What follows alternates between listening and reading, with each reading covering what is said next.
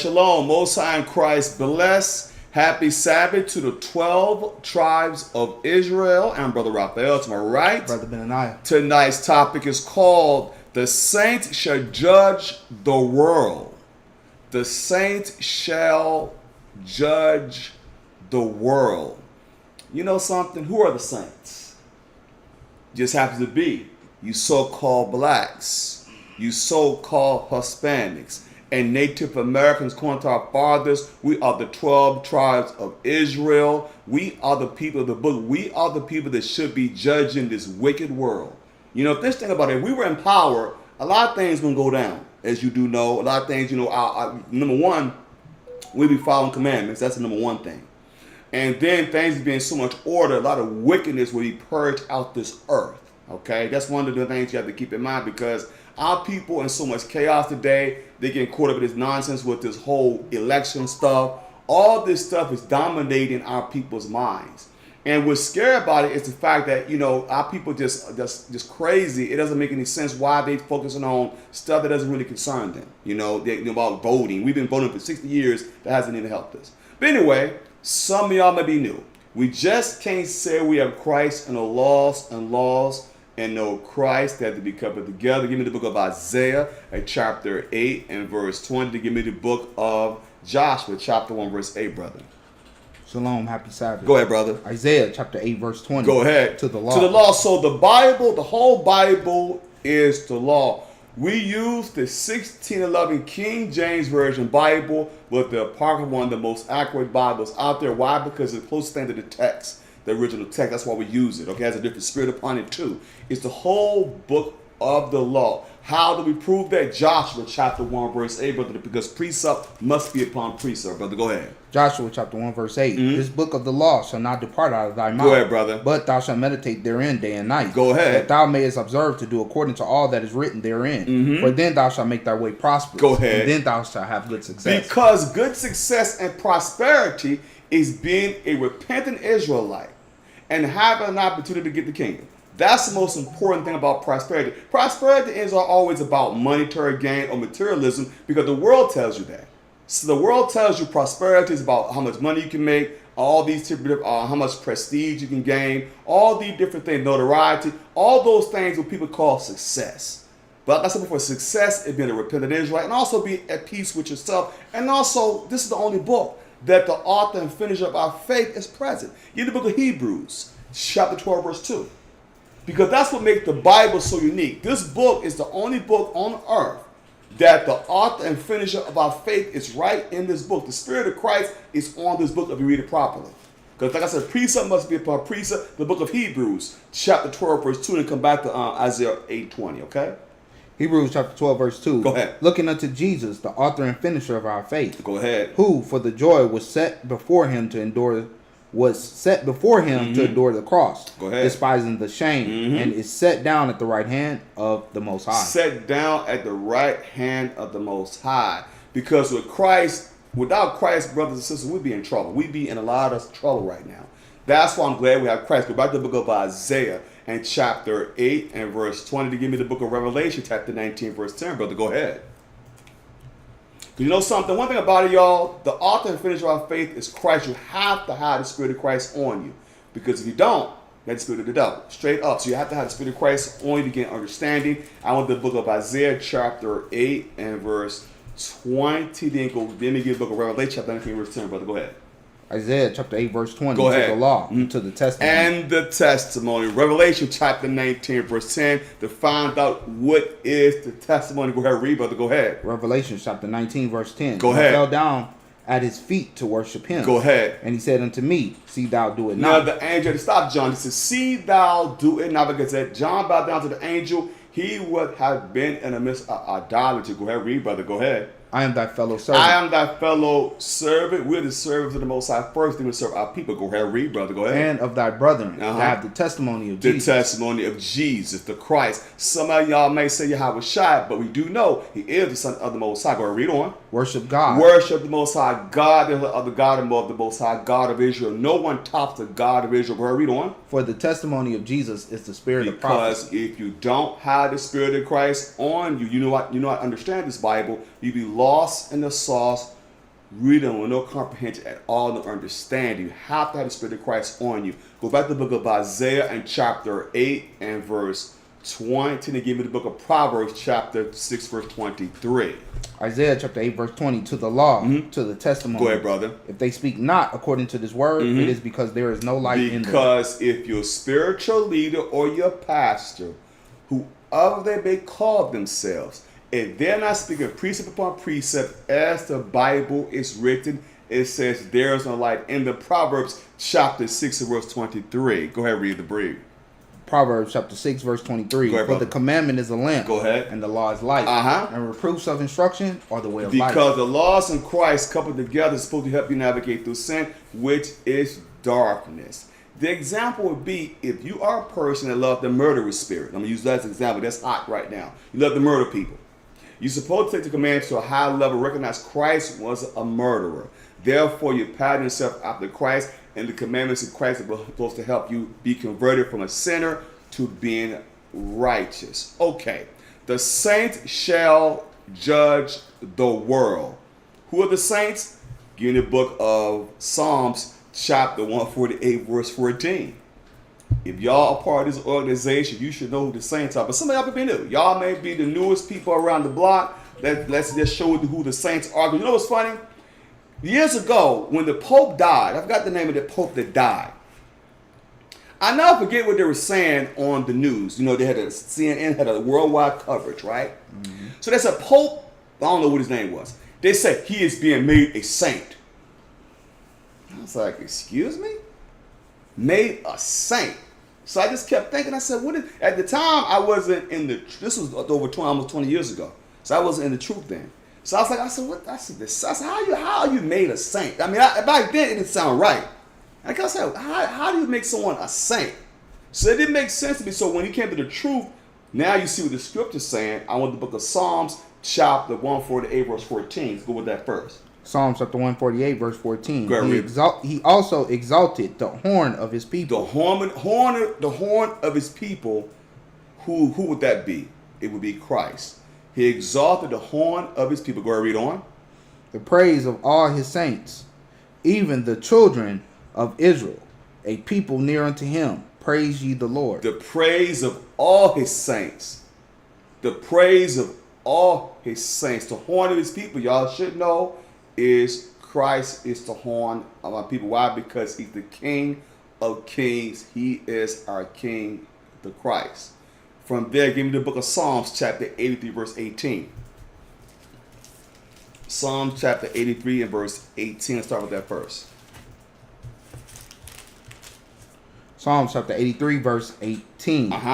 That men may know that thou, whose name alone is Jehovah, art the most high over all the earth. So we do know Jehovah. We know that's one of his titles. Okay, we do know the J didn't come into existence to the 1600s. Some people may say Jehovah, Yahweh. You know, some people say Yahweh Shai. Some people say Yahweh.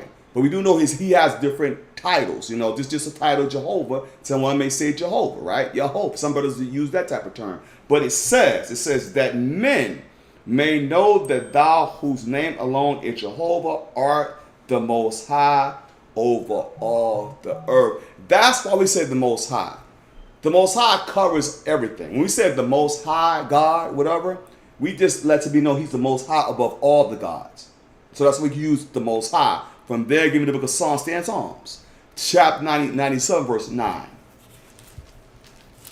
Psalms chapter 97 and verse 9. Because you know something, when you look at the different religions, okay, when you look at all these different philosophies of men, you know, through Zoroastrianism, that's where all these religions kind of intertwine. And a lot of those religions come out of the Bible. You know, you'd be surprised what type of philosophies come out of this Bible that they make up, that they take a little excerpt from the scriptures and say, you know what, this is a religion or a philosophy. But give me the book of Psalm chapter 97, verse 9. Psalm chapter 97, verse 9. For thou, Lord, art high above all the earth. Thou art exalted far above all gods. Of all gods. So you look at the gods, it's the lowercase g. That's why the other gods could not compete. Remember we did the class on last week about Elijah, when Elijah was proven the true God? He let the other nations try to use their God, try to prove that their God was compatible with our God. Well, our God is going to be exalted above those. And that's why he showed the true living God was above those gods. He proved it through the actions of burning. Remember Elijah called the fire from heaven? And he showed the true power of our God. He showed that power. You see what I'm saying? So that's the most important thing. He showed that power. All right? So you look at it on the spiritual level, he's a God above gods. And he proved that he's a God above all the gods. That's why the Egyptian gods couldn't stand up against the Most High. Remember when he came to the Passover? He had over 300 gods. They couldn't stand up to our God. He's above. Read it again. It says above all the gods. What does it say? Psalm chapter 97, verse 9. Go ahead, brother. For thou, Lord, art high above all the earth. Thou art exalted far above all gods. They're exalted above all the gods. No other gods can compare to the God of Israel. They try and they fail. We just showed you different examples.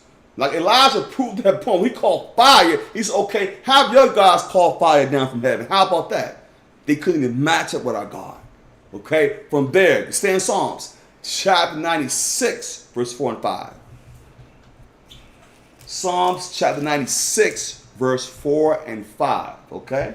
Psalm chapter 96, verse 4. Go ahead. For the Lord is great. Go ahead. And greatly to be praised. Greatly to be praised. Hallelujah. That's the highest praise you can give the Lord. Hallelujah. So you said, so here it says, for the Lord is great and greatly to be praised. Go ahead, read. He is to be feared above all gods. He is to be feared above all gods. No gods of this earth can even deal with the Most High. He proved it time and time again. No other gods can compare to the God of Israel. Okay, go ahead, read next verse. Verse 5. For all the gods of the nations are idols. All the gods of all the nations are idols. We just did a class on the gods. That the cobblestone couldn't save the Arabs out there in Mecca when they died that intense heat. Where their gods couldn't save them. You see? All these different gods, these different philosophies cannot stand close to the Most High God. You know, the Most High God is above those gods. Okay, read on. Go ahead, read. But the Lord made the heavens. But the who? But the Lord made the heavens. But the Lord God made the heavens. That, you know what that counts out, brother? The Big Bang Theory. Mm-hmm. That counts out that simple Big Bang Theory. When we was in science class, they were like, oh, the Big Bang. Show me in history where explosion created life. Last time I checked, an explosion destroys life. So a Big Bang Theory, some kind of way they believe, but the Lord just said he made the heavens. Who are we going to believe? The Most High? We're going to believe scientists, nonsense. Like we came from monkeys. Evolution, right? Right. Amazing. If that's the case, then why the rest of the monkeys ain't changed? Exactly. That was the thing. I was in school. I'll never forget that. We was in school, right? And the lady, she had that little, the chart where they had the monkey and all that type of stuff, that nonsense. So I asked the question. I said, well, okay, man. I asked the teacher. I said, excuse me, Miss Johnson, many years ago. I said, well, why all the other monkeys, why they ain't changing? Why all of a sudden they stopped there? She couldn't explain it. That's what I call a theory, okay? A hypothesis, an educated guess. Stay in Psalms, chapter 15, verse 6 now. Nonsense, y'all. Total nonsense. And you know what's crazy? You got people that still believe that nonsense. But it is what it is, They always trying to discredit the Most High. You know what's funny? Certain wisdom the Most High gave us. Since I said that, man. Yeah, but go to that Psalms 50 and 6 in a minute. Go there. Psalm chapter 50, verse 6. And the heavens shall declare his righteousness. For God is judge himself. So God, so the Most High God, if y'all saw the class pick, you see the gavel. God is judge. But you got the other lowercase g's, that's with the gods. See?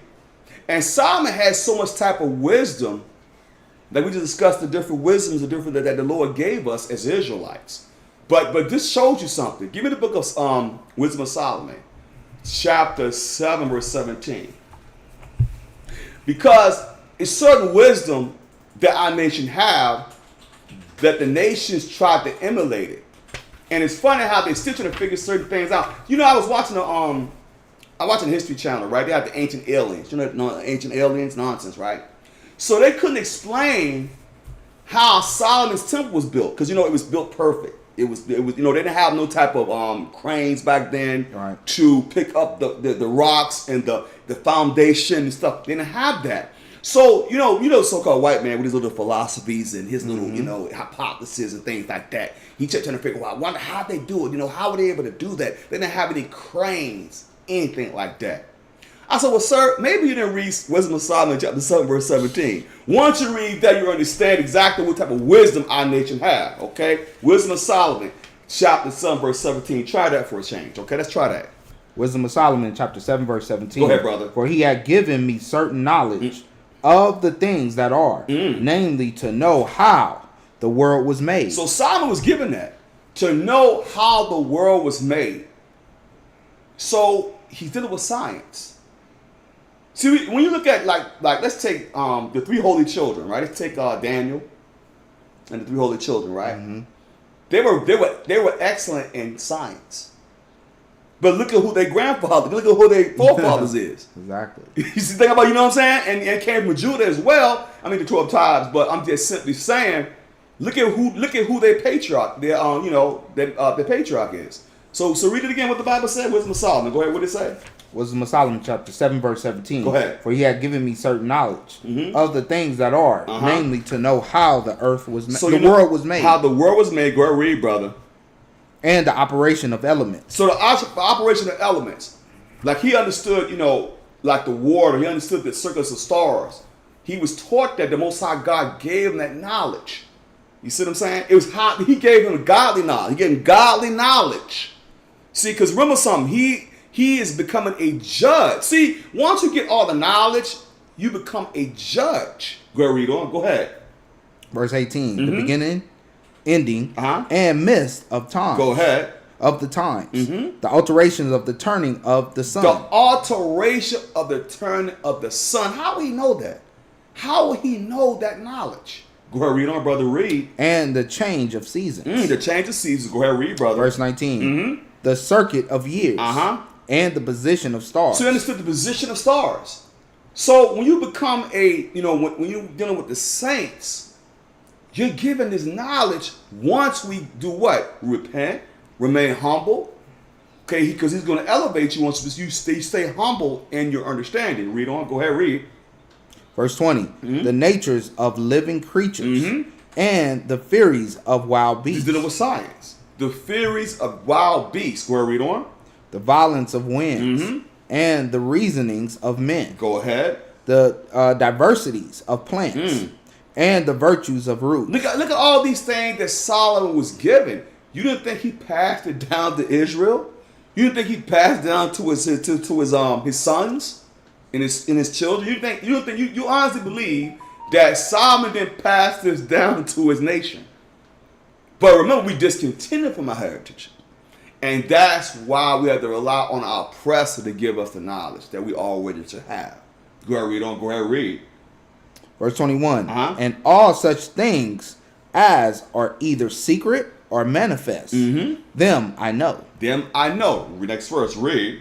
For wisdom, which is the worker of all things, taught me. For in her is an understanding spirit, holy, one only, manifold, subtle, lively, clear, undefiled, go ahead, plain, yes, not subject to hurt, loving the thing that is good. That's what's lacking in this wicked world.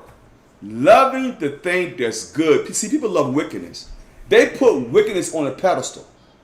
You know what I'm saying? They always put the wickedness on a pedestal all the time, and it's amazing. But see, loving the things that are good, that's really of God. Go ahead, read on, read.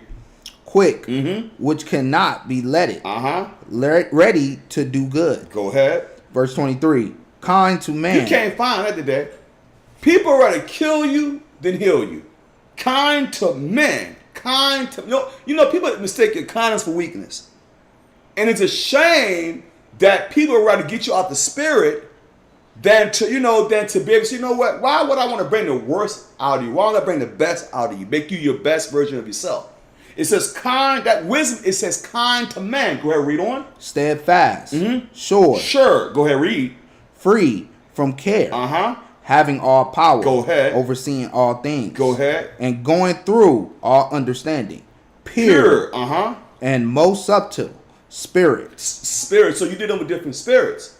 So you had the different gods and natures, the things that was given to Solomon. He gave him the spirit of wisdom because he gave him all the wisdom of the earth and beyond. He was actually the richest, wisest king that ever lived. The Lord promised that to him. Okay? From there, Exodus chapter 20, verse 3. Exodus chapter 20 and verse 3 is what I want. Because you know, it's fascinating, y'all, to watch these little programs they have on TV, and they still can't explain the things the Most High has done. It's amazing how they try to come with these different philosophies, this different rhetoric, all these different things. They don't ever want to acknowledge God. They always want to say science or, some philosophy, some weird stuff they come up with that people want to believe. Exodus chapter 20 and verse 3. Exodus chapter 20 verse 3. Thou shalt have no other gods before me. You want 4? No, I just want 3. It says, thou shalt have no other gods before me. So remember, the Lord gave us these commandments. We shouldn't have no other gods above him. The same way, it's like, okay, look at it today. You got different people. I said this to a guy. I think we discussed this before. I said, listen, man, if we were to get our own land, right? And let's say the so-called white man graciously gave us our land, gave us our reparations, right? And I said, a lot of us would be celebrating different gods. Some of us would be in Islam or, we would have some Israelites. But you also have people with different philosophies. So they couldn't keep this commandment, thou shalt have no other gods before me, because you'll be serving all these other gods. And you really, for real, it'd be just like America. You'd be doing everybody be doing what they want to do. It'd be chaos. That's why we have to have one God. That's the only living God is the Lord himself, the omnipotent God himself. That's what we have to have. What does the Bible say? What does the Most High say? Go read. Exodus chapter 20 verse 3. Go ahead. Thou shalt have no other gods before me. Thou shalt have no other gods before me. Because he's the only wise God. Go to Deuteronomy chapter 5 verse 7 now. Thou shalt have no other gods above the God of Israel. Nobody tops the God of Israel, nobody. And they still can't explain the things that the Most High has laid out. Even let's take the human body. The Lord created this human body to cool itself, to rebuild itself, and He formed it from the earth. So our bodies are designed like the earth, 70% water. Okay, so He's a mastermind. Who does that? No other God can do that. They still trying to figure out how the Most High did it. You see? That's what I want to simple evolution, John. Okay? Mm-hmm. Deuteronomy 5 and 7, the philosophy of man. Deuteronomy 5 and 7, brother. Go ahead. Amazing. And it's funny, we just fall for the nonsense. Okay? But they don't want to believe in the Bible. The only time they want to believe in the Bible, y'all, is when these demons get sworn in. That's when they want to put their hands on the Bible. But to keep commandments, they don't want to do that. They want to break every commandment, put their hands on the Bible and say, do you solemnly swear? You ain't supposed to do that. You don't supposed to put your hand on the Bible and swear on nothing. The Lord told you you're supposed to be swearing. Mm-hmm. But they do it anyway. Deuteronomy 5 and 7. Go read. Deuteronomy chapter 5 verse 7. Thou shalt have no other gods before me. Mm-hmm. Thou shalt have no other gods before me. Again. So the Lord's emphasizing it because in Deuteronomy it means second law. So what you may see in Exodus for laws or Leviticus and laws is going to mirror Deuteronomy. Because remember, had to be rewritten against the fifth book of Moses. Okay? So it's rewritten against thou shalt have no other gods before me. No other gods at all. Psalms 78 verse 16. Let's go there now. We shouldn't have no other gods. We shouldn't worship the other gods. That's why serving these pagan holidays like Christmas, because you celebrate Nimrod, then you celebrate all these different other gods they have out here. They want us to celebrate pagan gods. And we shouldn't even deal with these gods. But because we don't know who we are, we don't follow the commandments because we don't know who we are. You know? So Psalms chapter 78, verse 16, brother. Go ahead. Psalm chapter 78, verse 16. He brought streams also out of the rock and caused waters to run down like rivers. Go ahead. Verse 17. And they sinned yet more against him by provoking the Most High in the wilderness. As y'all do know, we provoked him in the wilderness. Because what happened, we got impatient. Remember when Moses went up on the mount? He was up with the Lord, and he was there for 4 days and 4 nights. And being that we weren't patient, we were impatient, we moved in haste, we wanted to start have our own gods to worship.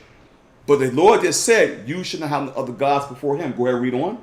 Verse 18. And they tempted God in their heart by asking meat for their lusts. Go ahead. Yea, they spake against God.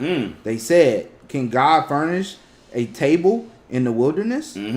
Behold, he smote the rock that the waters gushed out, and the streams overflow. Can he give bread also? Can he provide flesh for his people? You see how we get down? You ain't satisfied with just one, like a child. That's what they call it, the children of Israel. You ask for one thing, you want this, you want that. But can he do this? Can he do that? Just try to prove the Most High. Because we said to complain. Even today, we said to complain. We complain about the things we don't have. We're not thankful for things that we do have. It's the same way back then, same spirit. Go ahead, read on. Go ahead. Verse 21. Therefore, the Lord heard this and was wroth. So a fire was kindled against Jacob, and anger also came up against Israel. See what you did. You didn't provoke him to anger. And yes, that rock is representing Christ, Gabe. It is. Yes, it is, because they talked about Christ. Yes. Okay, so you're angering the Most High. Same way that we cannot anger him because he would judge us for complaining. Be thankful for the things you do have, and stop complaining about the things you don't have. Be content.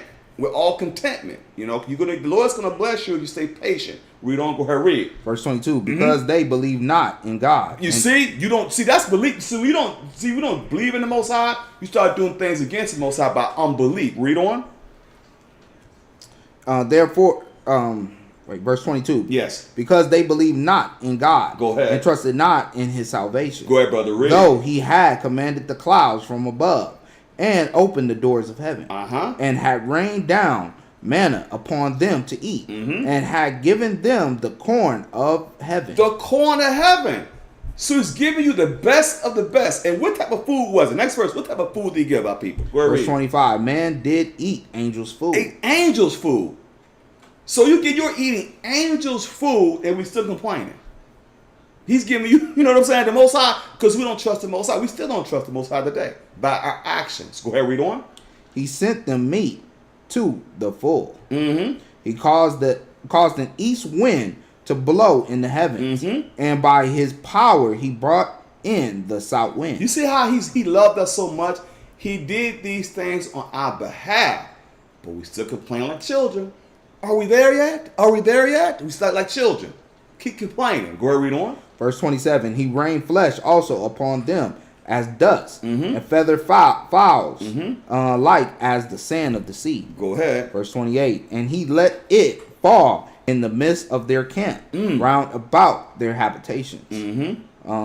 So they did eat, and were well filled, for he gave them their own desire. He gave them their own desire. We always desiring stuff. And that's why you got to be careful with desire you want. Make sure your desire is compatible with the Most High.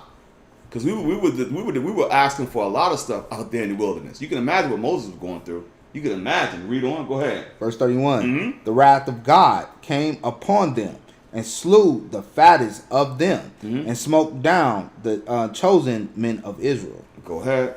For all this they sinned still and believe not for his wondrous work. Do y'all see what's going on? It's the same way that we still, the Most High, and could y'all imagine, they seeing this. They seeing the Most High do these miraculous things in their face, and they still don't want to believe.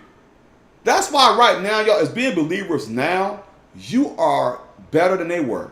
Because you're believing on certain things you don't even see. I mean, we see certain miracles, certain things we see. But when you think about it spiritually, they was able to see the works of the Most High. See what he was doing. Physically, to see. Okay? See him doing the great works. They still didn't want to believe. Let that sink in for a minute. Read on. Go ahead. Verse 33. Therefore, their days did he consume in vanity. Go ahead. And their years in trouble. In trouble. Read on. Go ahead. Verse 34. When he slew them, then they sought him. And they returned and inquired early after God. That's so typical of our people. When he starts smacking us and spanking us, then we want to call on God. But when we're in prosperity and all happy-go-lucky, we didn't care. We didn't want to call on God for wisdom to understand that God does righteously. Okay, read on. Next verse, read. Verse 35. And they remembered that God was their rock. And the high God their redeemer. Oh, you see what it says? It said the what? And they remembered that God was their rock. What God was that? What God? You see, it's two different gods. This also proves, y'all, that Christ is the God of the Bible. It says God was our rock. Who that rock was, you had the precept. It says God, Christ was that rock. And it says, go ahead, and it says, and the high God, their redeemer.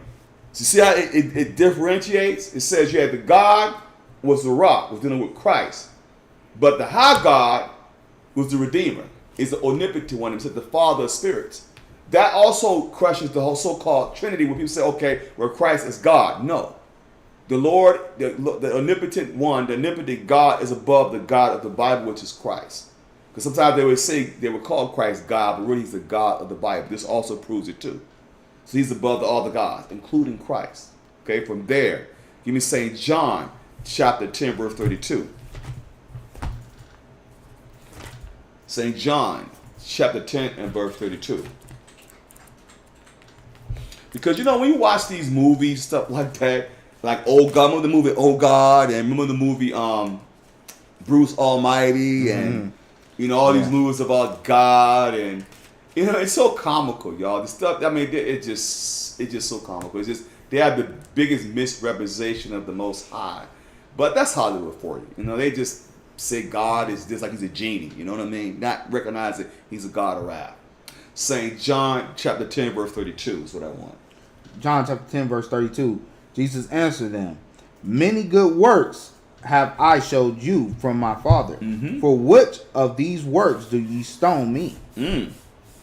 Verse 33. The Jews answered him, saying, for a good work we stone thee not, but for blasphemy, and because thou, being a man, makest thyself God. So now they want to try to stone Christ.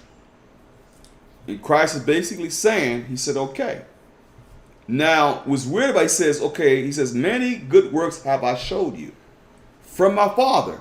So remember, Christ is showing this Pharisees, showing our people the actual works of God through his hands. They're seeing the miracles. They're experiencing it. And he says, for which of those works do ye stone me?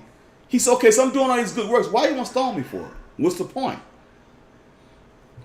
Excuse me. The Jews answered them, saying, for a good work we stone thee not. Really. But for blasphemy, and because that thou, being a man, makest thyself God. Isn't that weird? Because he's doing the works of God, doesn't that sound, that's like our people. You could be doing the work of God, and they'll say, oh, you think you something. Oh, you think you God yourself. You think you this. Christ is saying you want to stone me for doing good works. It shows you the mentality of our people when Christ was performing miracles in their face. And they still try to find fault in him. Like, oh, you think you God now. No, he said, I'm doing good works. They said, we don't stone you for good works. We stone you because you think you want to make yourself like your God. Watch what Christ said. Next verse, read. Verse 34, Jesus answered them, it is not written in your law. I said, ye are gods. He said, what does Christ say? He said, what did he say? It is not written in your law. I said, ye are gods. He said, is it not written in your law? I said, ye are gods. What does this really prove? Let's see what's thinking. What is this verse? What did Christ just say? What is Christ telling you? Let's see who's thinking. Let's find out. Can someone tell me, verse 34, right? What does this prove that Christ is saying? Okay, let me see who's thinking. What does it say? Let me see who's thinking. It says in verse St. John 10:34. Why would Christ say that? What is this proving? Let's find who's thinking. In verse 34, what is this proving? Put in the comment boards.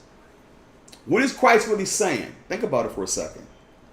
Let's find let's find out what is he saying. When he says, verse 34, he says, Jesus answered them, is it not written in your law, I said ye are gods? What is Christ really saying? What is he telling you? Put it in the comment boards to see who's thinking. Where are my watchmen at, too? You know, ladies, you can answer, too, that are not married. Okay, if you're married, your husband answer. But let's find out who's thinking. What does this really prove, y'all?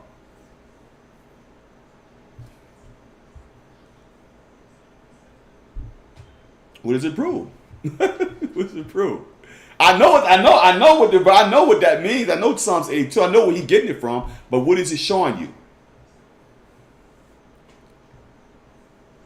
What it's showing y'all is a law in the Psalms.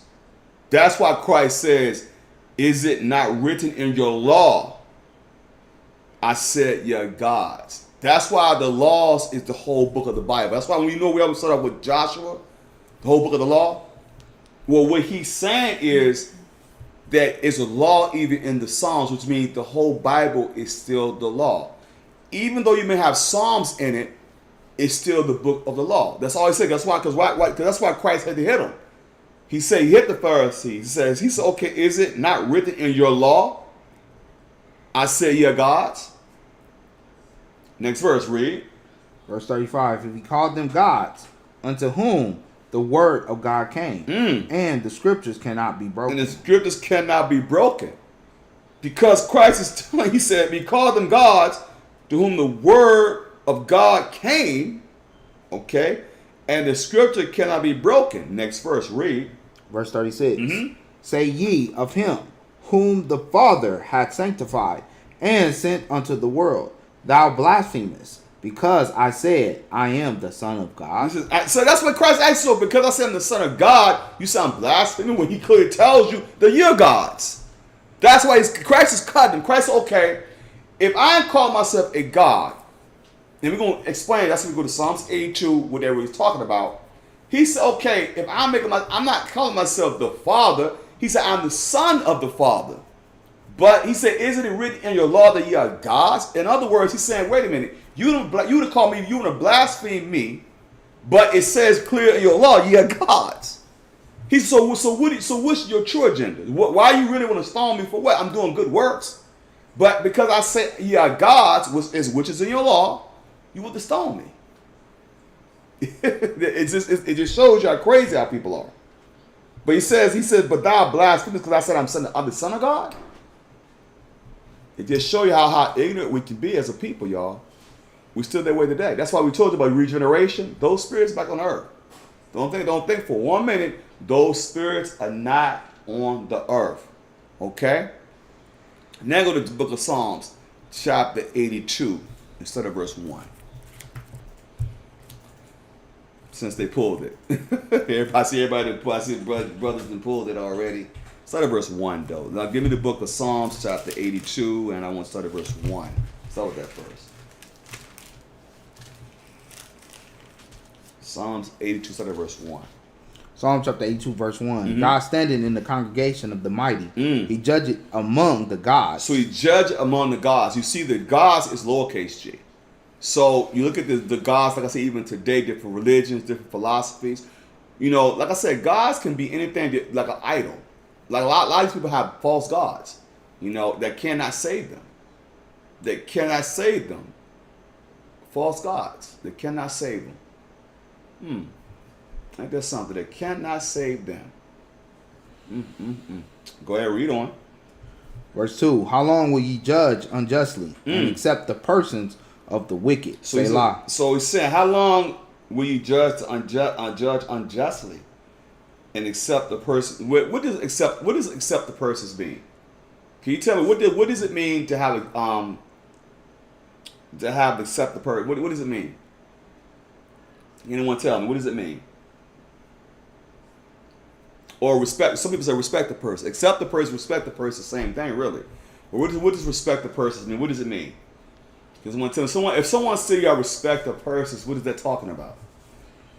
Because some people throw that word around all the time. Make sure people have a clear understanding. What does respect the person? If it's accept the person, same thing. But what does it mean? Can someone give me a definition? What do respect the persons mean? Because if someone says I respect the persons, what are they really talking about? Put it in the comment box. What did someone say? I respect the persons or accept the persons? Okay, because really that's the same thing.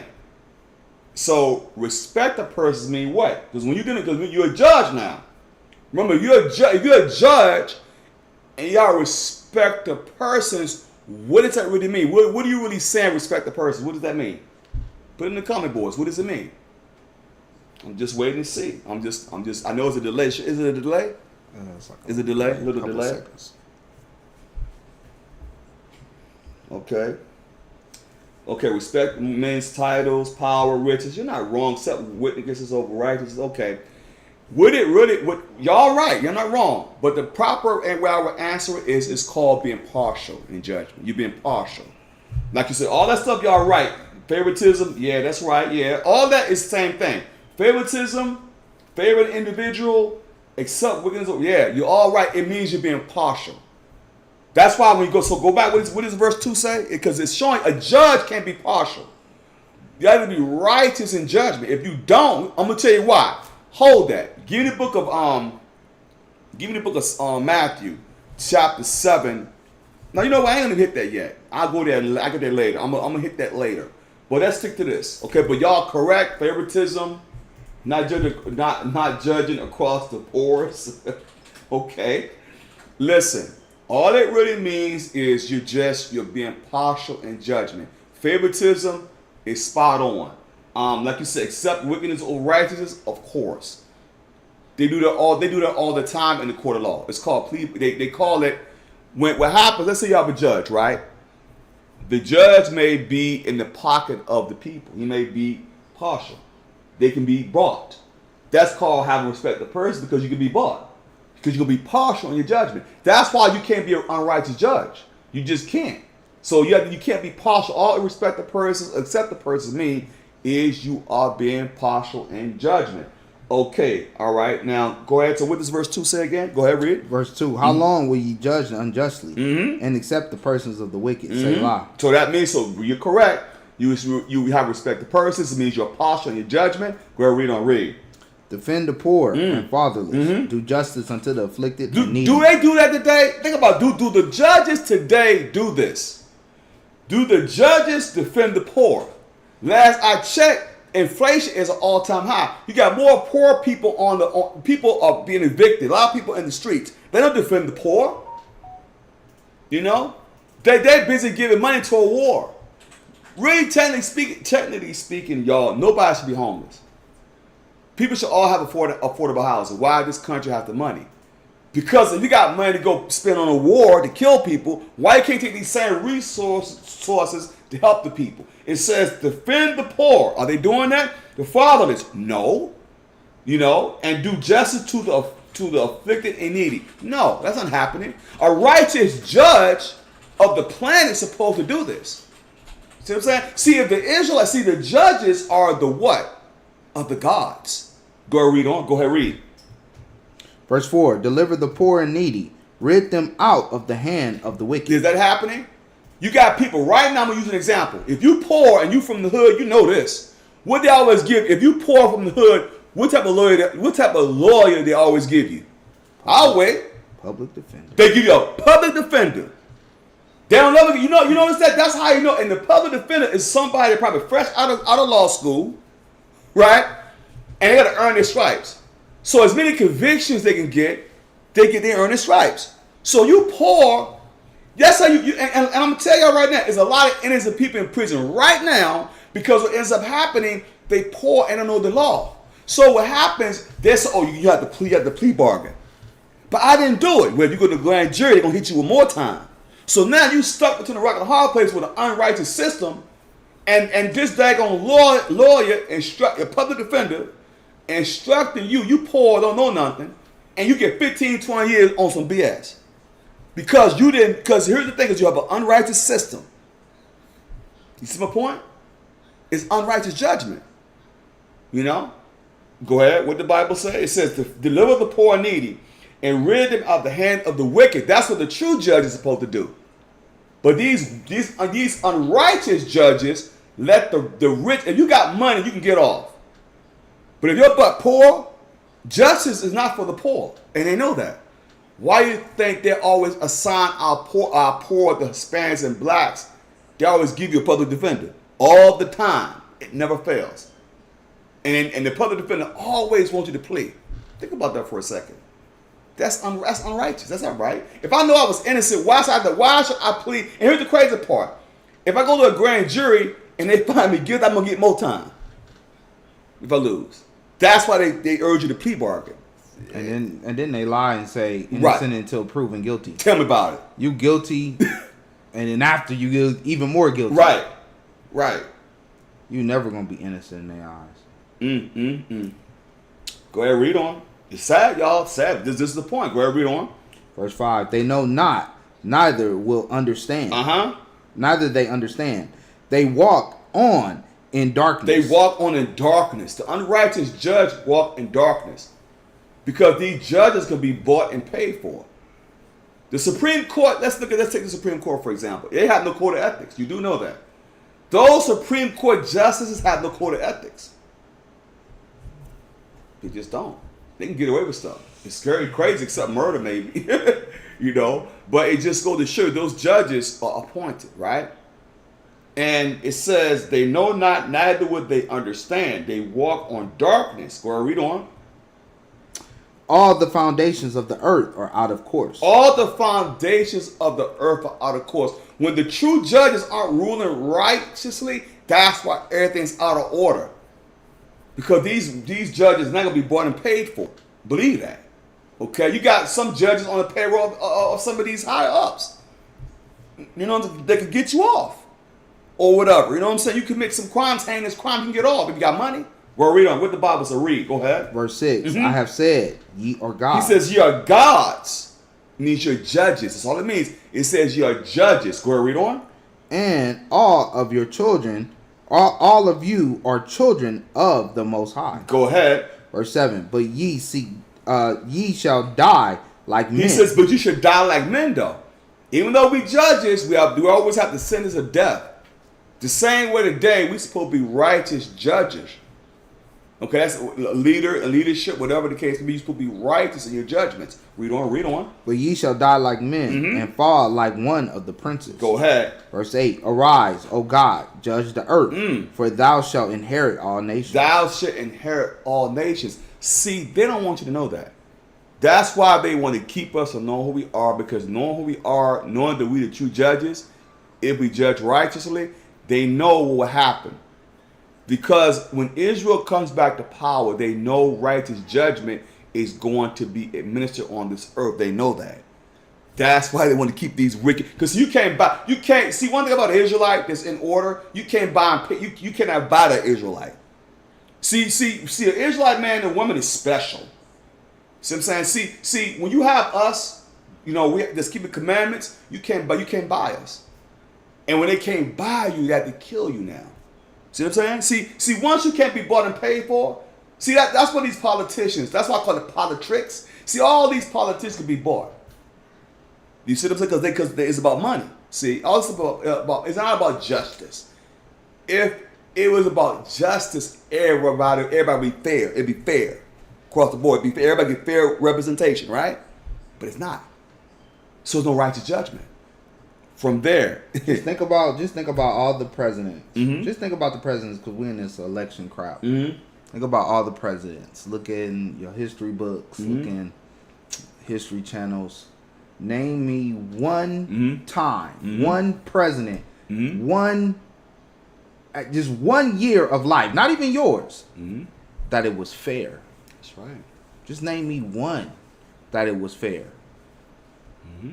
Just name me one. Mm-hmm. Everybody's hyping and up. You know, oh, this election years, and it's all the election years. They always hype it up. Mm-hmm. But when was it fair? Who came in and said, "Look, we're gonna scrap everything, and we're gonna make this fair"? Never. It never will be. Until the righteous judges come back on this earth, it's always gonna be corrupt. Cause these judges, you got this one white woman said she was a judge. She wouldn't kill black folks.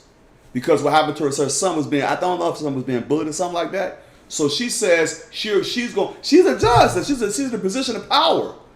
They're going to affect our lives. Because let's say she's a racist. She can find ways to try to put us in jail, being an unrighteous judge, and be biased, and respect the persons. You see what I'm saying? And how you locked up. See, that happens all the time. I watched the movie Till, y'all. That movie, when I tell y'all, man, I watched that movie, y'all, I'm going to just tell y'all this, y'all. When we went to the African American Museum, they had Emmett Till's casket in there. When I tell y'all, when I saw that casket, man, it put chills to my spine. I mean, when I almost was like ready to cry. This is the very casket, these demons that killed that boy. This is the same doggone casket put that boy in there. And when I watched that woman played the woman that played his mother in that movie. She did a hell of it. Man, when I tell you that movie almost had me crying. To hear her say what she was saying about her son, and that one righteous judge, that damn demon, I looked at him. I said, could you imagine? She left before the verdict. She said that the guy said you're not gonna stay for the verdict. When that demon, that woman just died, Carolyn Bryan just died this year. When she lied on that stand, and them judges knew that, she was like, Miss Till was like. She left. She said that the guy was like, you ain't gonna stay. She said, I already knew the turnout. And the way she took that stand, I was like, man, that lady should have won an award for that. She played that role. When I tell y'all that unrighteous judge was wicked, y'all, I said, and I thought back when I saw that man, saw his casket, and I said, my goodness, the unrighteous judge. But the true judges are gonna be back on the earth. Just wait. From there, give me Isaiah chapter 61 verse 8. I'm gonna tell y'all something, y'all. That did something to me. When I saw that casket, y'all, I really was gonna cry because I said, my God. I said, these demons killed a young boy on a lie. And these judges, they knew the dudes were lying. And they were all clans. See, that's the thing you understand. Some of these people are white supremacists. They're all in that position. And they're unrighteous judges. And I said to myself, I said, you know what? And see, we was in the truth. Then I was sitting there, I looked at those eyes. I never forget those eyes. I looked at each other, I said, man, these demons going to pay for this. I said, they're going to pay. I was so upset. I said, they're going to pay for. Man, I tell you, bro, I was so upset. I said, they're going to pay for this. You know what I'm saying? Because when I saw that, I said, man, this is history right here. Okay? These unrighteous judges, I wanted to say something else, but I ain't going to curse. But I was so pissed off. I was so upset when I seen it. But anyway, let me get back. Isaiah chapter 61, verse 8. Isaiah chapter 61, verse 8. For I, the Lord, love judgment. I, the what? I, the Lord, love judgment. I, the Lord, love judgment. The righteous judgment. Okay? Be righteous in your judgment. That's even in this law of the land. Go ahead, read on. I hate robbery for burnt offering. He hate robbing. So robbing for burnt offering was when he was being bribed too. Because remember Eli and his sons? Right. Because Eli was being bribed. He's been unrighteous judge. See, them boys supposed to get put to death. But see, they was giving him the good sacrifices, see. He corrected them by them, sleeping with the women, making whores out of the daughters of Israel. But he didn't correct them what they were doing robbery. They were taking the best sacrifices for themselves. Being an unrighteous judge and doing that. So that's why he got put to death. Okay, was that it? For I, the Lord, love judgment. I hate robbery for burnt offering. And I will direct their work in truth. And I will make an everlasting covenant with them. I will direct their work in truth. In truth. That's how we must operate, in truth. From there, go to Matthew chapter 23, verse 1. Let's hear what Christ had to say about this. Say Matthew chapter 23, and I want you to start at verse 1, brother. Because I'm going to tell y'all something, y'all. When I saw that, man, I don't tell you no lie, it put some spirits on me, y'all. It made me feel like I wanted to go back in time. You know what I'm saying? Go back in time travel, and deal with these people. Because they admitted after they was acquitted, that they killed this boy, and got paid $4,000 to tell their story. I said, these damn demons. I said, okay. There is a God. There is a God. Okay. Matthew 23 verse 1, brother. Matthew chapter 23 verse 1. Then Jesus spake to the multitude and to his disciples, saying, The scribes and the Pharisees sit in Moses' seat. What does that mean? When he said the scribes and Pharisees sit in Moses' seat, what does that mean? Please put it in the comment boards. What does it mean when it says that? It said the scribes and Pharisees sit in Moses' seat. What is it saying? Can you put it in the comment boards, please? What is it saying when it says that? When Christ says that, what is he saying? Let's find out what he's saying. Put in the comment boards, please. Whoever has it, please put it in the comment boards. What is it saying? Let's see who's thinking.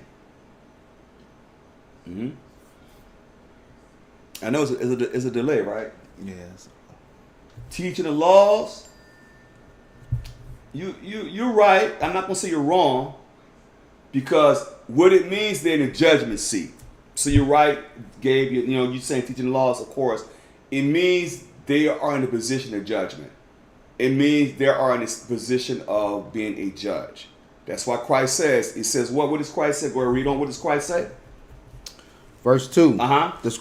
Saying, the scribes and the Pharisees sit in Moses' seat. Okay, so he sit in the seat of judgment. So that's why all it's saying is he sit in the seat of judgment. Go ahead, read on. Read.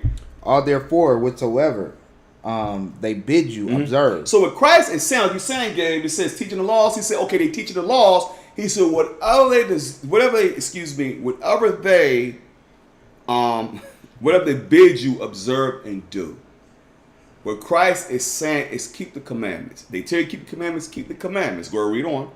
But do not after their works. For they say and do not. In other words, all Christ is saying the hypocrites. He said they say and do not. He said, okay, do what they say, keep the commandments. They say, okay, do the laws. But don't be a hypocrite. That's all Christ saying. Go ahead, read on. Read. Go ahead. Verse 4. For they bind heavy burdens and grievous to be borne. The being born, it means to be carried. That word means to be carried. Read on. And lay them on men's shoulders. But they themselves will not move them with one of their fingers. And that's part of being a leader. You should not put a heavy burden on a brother or a sister that you would not do. What I look like telling y'all to do something I'm not willing to do, or whatever, or whatever leader, whatever they're gonna do. Why would you do that? Why would you put a heavy burden on your people? Okay, just because you want to make yourself look good. Why would you do that? Christ saying, for they bind heavy burdens and grievous to be borne, which means to be carried. It says, lay them on men's shoulders, but they themselves will not move them one of their fingers. So they will not even try to even help the people.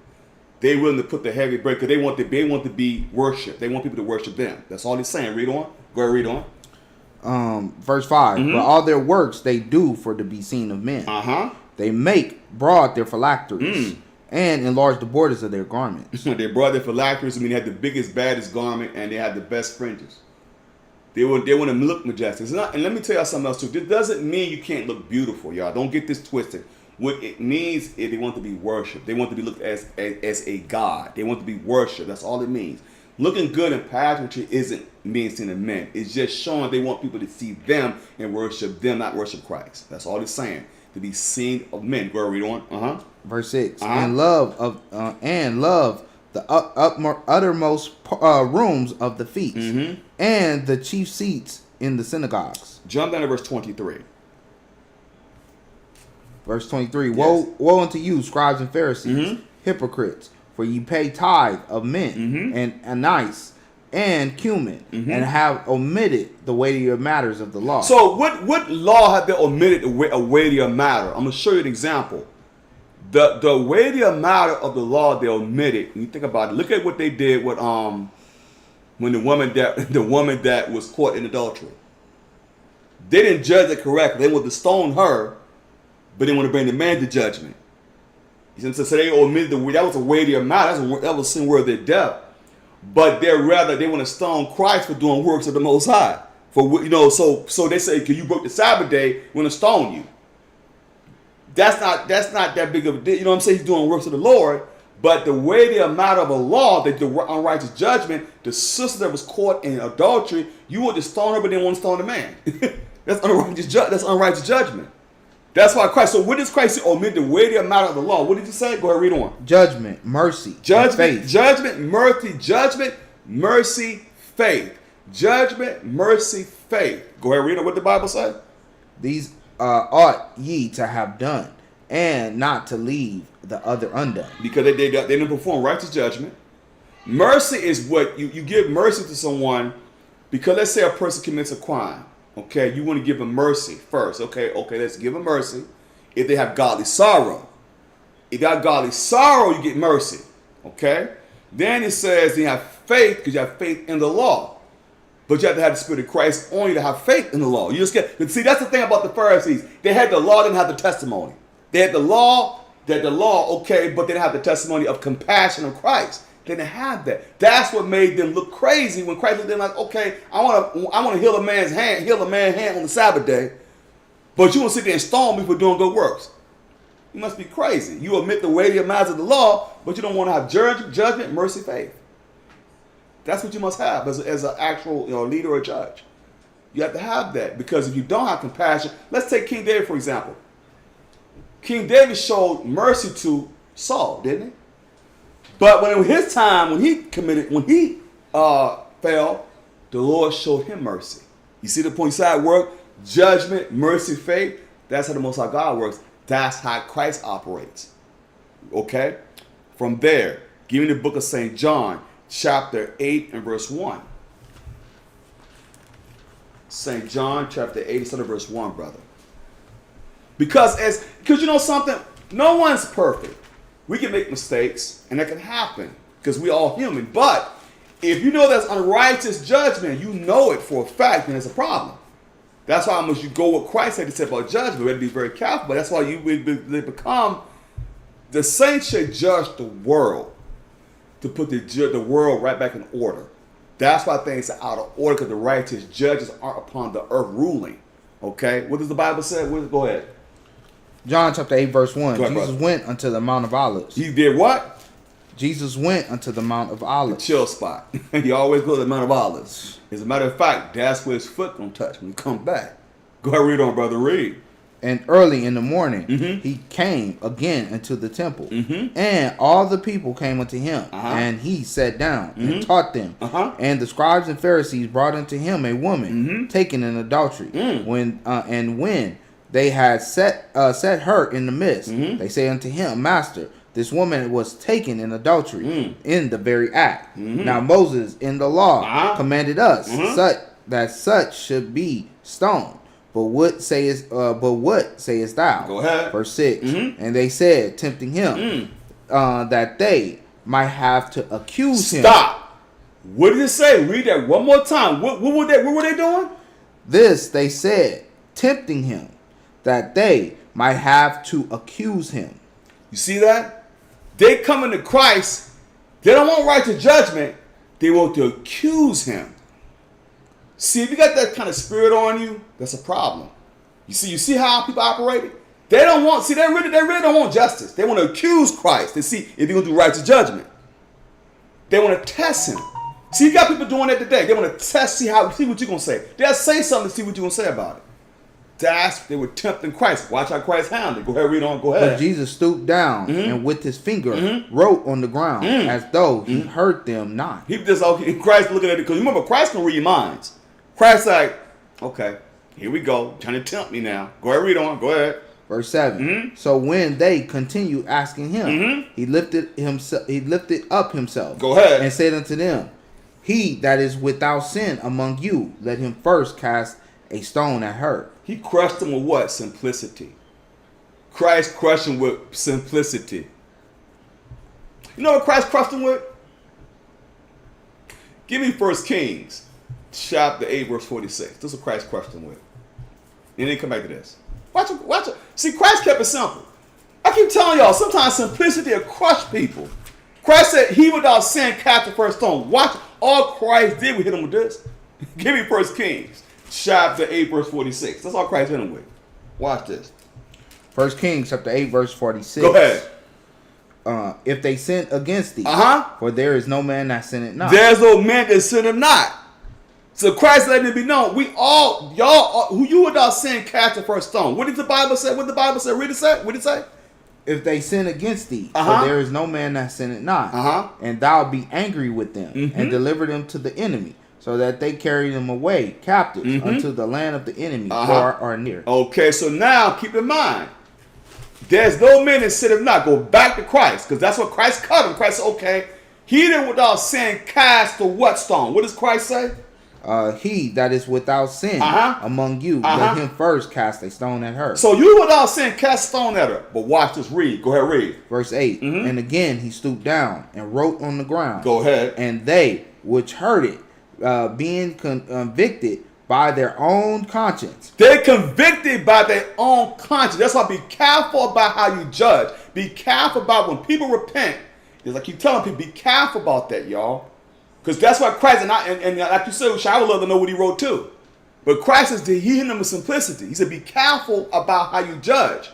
You without sin cast a stone. You do without sin. Go ahead, read on. Read what the Bible says. Read. Went out one by one, beginning at the eldest, even unto the last. And Jesus was left alone, and the woman standing in the midst. So she left. Because here's the crazy part.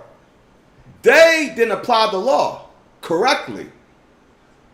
They didn't apply the law correctly. Before you go there, give me the book of, hold there, give me Proverbs 11 and 1. Because here's the thing, if you're going to be a righteous judge, this is what they were supposed to do. Christ is cutting with simplicity to everybody. He's saying, look, okay, you're supposed to be a righteous judge, all right? You caught her in the very act. Okay. Christ right, he said, okay. They trying to tip me now. Let me see what they got going on now. You know, Christ looked at him like, okay, because he can read minds. Christ can read minds. Christ said, okay, I know they're trying to tempt me now. Okay. Give me Proverbs 11 and 1. Go ahead. Proverbs chapter 11, verse 1. A false balance is abomination. A what? A false balance. A false balance is unrighteous judge.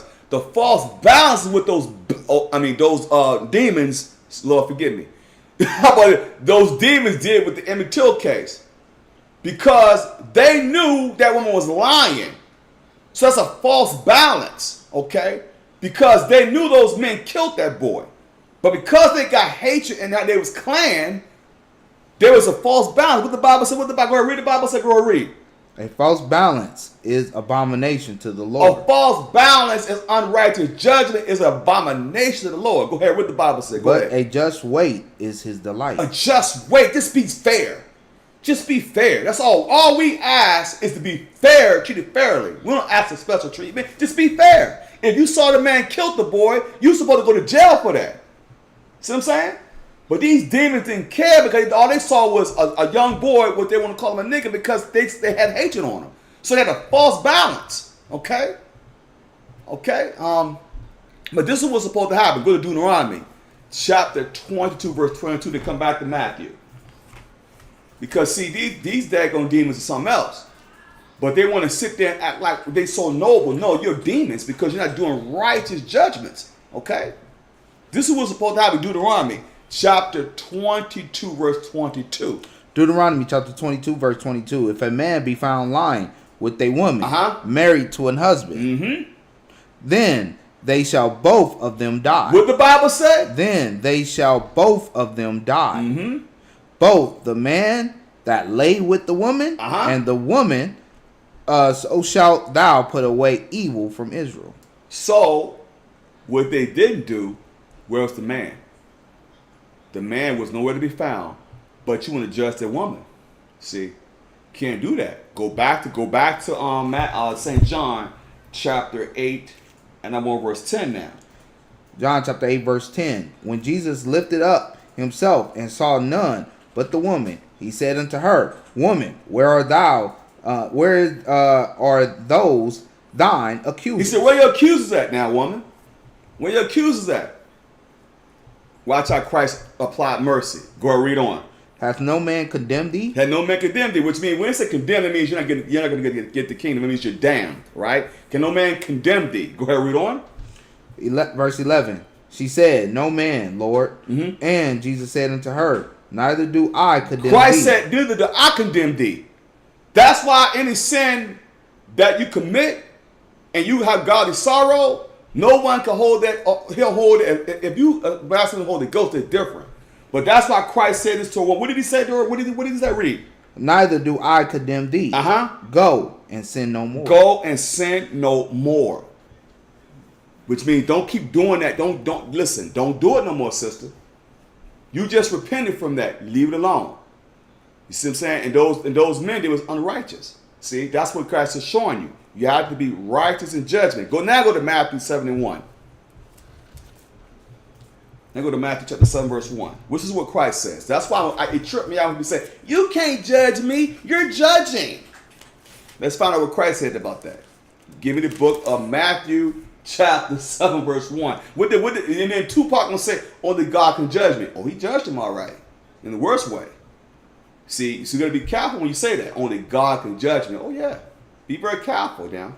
Matthew chapter 7, verse 1 is what I want. Go ahead, read on. Matthew chapter 7, verse 1. Judge not that ye be not judged. So Christ says, judge not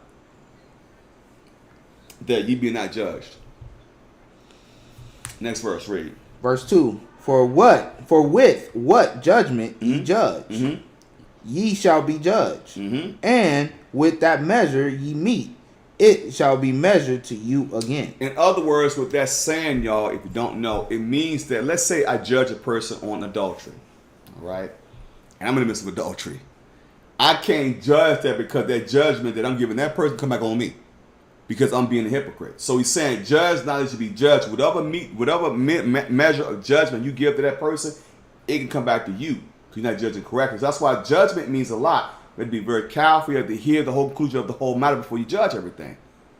Because being judgment is supposed to be like this. Give me the book of Ecclesiasticus 11:8. Then come back to this. This is what this is the way judgment is supposed to go down. Show you something. I'm gonna use simplicity right now.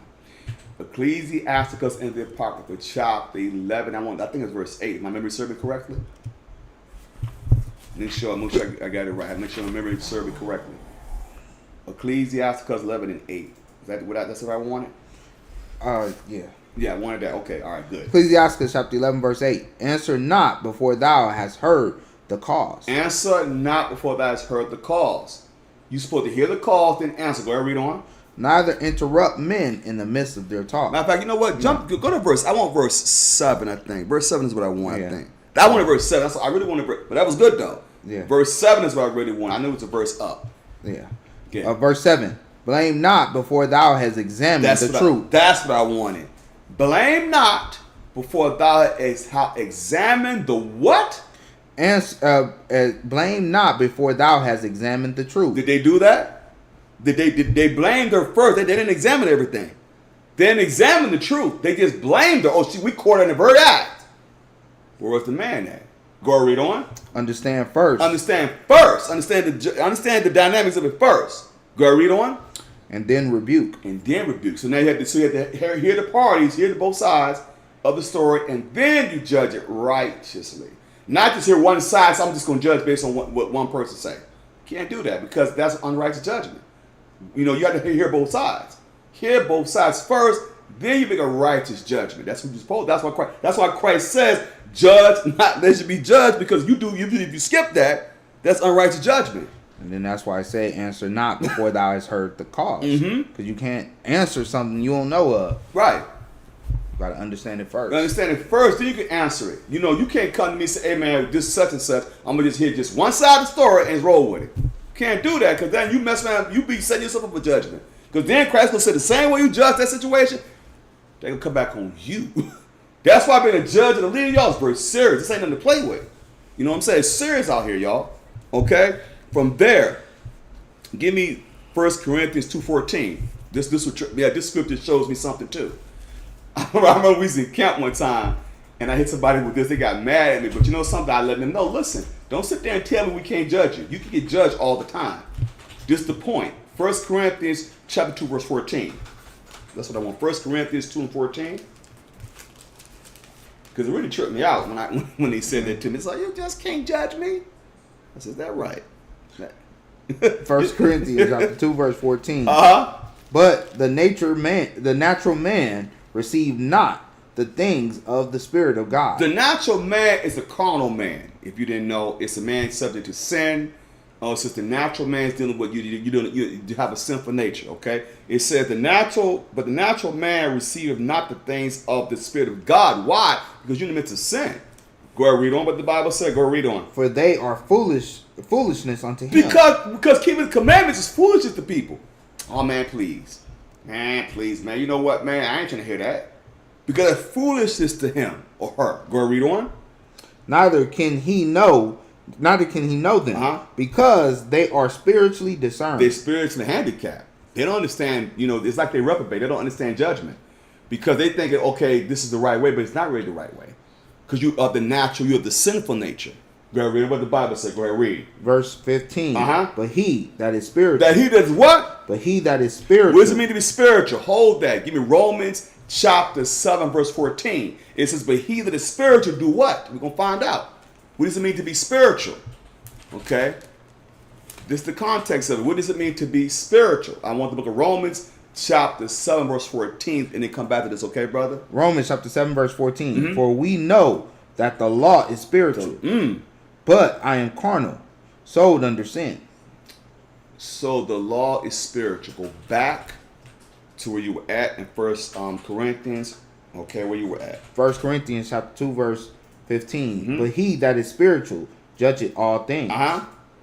Yet he himself is judge of no man. Because when it says he is spiritual, according to the law, let's say I see you eat a pork chop sandwich. I can judge you and say, look, man, you're supposed to eat that pork chop sandwich because spiritually speaking, the scripture is saying you cannot eat unclean foods. But I cannot be eating pork until you don't eat pork. You see what I'm saying? I can't say, do as I say, not as I do. I can't do that. Because that would be hypocritical. So he that's spiritual of the law can judge that situation. Like a sister, says, you can't wear pants. And she wearing pants. You know what I'm saying? So she's spiritual according to the law. You know what I'm saying? So you can't do that. That's that's be unrighteous judgment in that sense. Okay. Next verse, read on. Go ahead, read. Verse 16. For who hath known the mind of the Lord, that he may instruct him? Go ahead. But we have the mind of Christ. We have to have the mind of Christ. That's why we have to be spiritual in Christ to make the righteous decisions and make the right judgment. Okay, give me the book of 2 Samuel, chapter 23 and verse 1.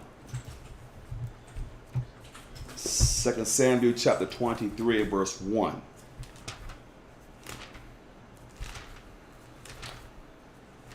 Second Samuel chapter 23, and I'm going to start at verse 1, okay? 2 Samuel chapter 23, verse 1. Now these be the last words of David. David, the son of Jesse, said, and the man who was raised up on high, the anointed of God of Jacob, and the sweet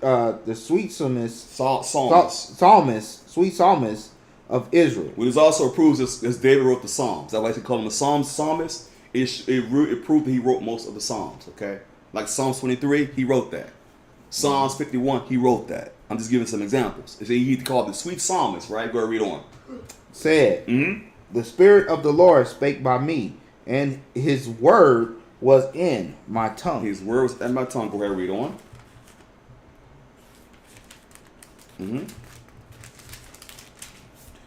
Verse 3.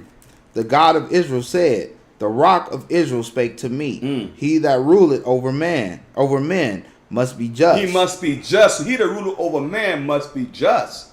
So we got to be righteous judges and righteous judgment. We have to be. We have to be. What does it mean to be just? Hold that. It must be just. Give me the book of Ezekiel, chapter 18, verse 5, and then come back to this. What does it mean to be just? Let's find out what does it mean. Precept must be upon precept to get understanding. What does the word just mean? He says, he that says, but he says, the rock of Israel speaking, says, he that ruleth over man must be just. Ezekiel 18:5, and come back to this. What does it mean to be just? Go ahead, read on. Ezekiel chapter 18, verse 5. But if a man be just and do that which is lawful and right. So it means you'll keep the commandments. To be just, it means you apply the commandments in the faith of Christ. Go back to where you were at in 2 Samuel chapter 23 and verse 3 again. 2 Samuel chapter 23 verse 3. Go ahead. The God of Israel said, the rock of Israel spake to me. He that ruleth over men must be just. Go ahead. Ruling in the fear of God. Ruling in the fear of God. Go ahead, read on. Verse 4. And he shall be as the light of the morning, when the sun riseth, even a morning without clouds, as the tender grass springing out of the earth by clear shining after rain. Because if you are a righteous judge, all the Lord is saying if you become just, you're a just brother, this judging righteously. He says, and he shall be as the light of the morning. Because you high level. When you judging righteously, like Solomon judged righteously with the two harlots, and he judged that judgment, that was righteous judgment. You know what I'm saying? He didn't apply really no law. He had discernment. He judged, because if you're a judge, you have to have strong discernment. Most judges have strong discernment. They can tell when you're lying. Some judges be like, you know what? I know you lying. You lying your teeth. You lying through your doggone teeth. Okay? Because they can tell body language. They can discern spirits. So we as judges have to be able to do the same thing. Be able to recognize, wait a minute, this person, they don't sound right. You know what I'm saying? You don't sound too right, but we're gonna go. That's what you said. We're gonna go with what you said. The Lord is going to reveal it though. That's your story. You sticking to it? Okay, but we discerning something ain't right. That's why you have to have strong discernment. You have to judge righteously. From there, get in the book of St. James, chapter 2, verse 1. St. James chapter 2 and verse 1. Give me that, brother.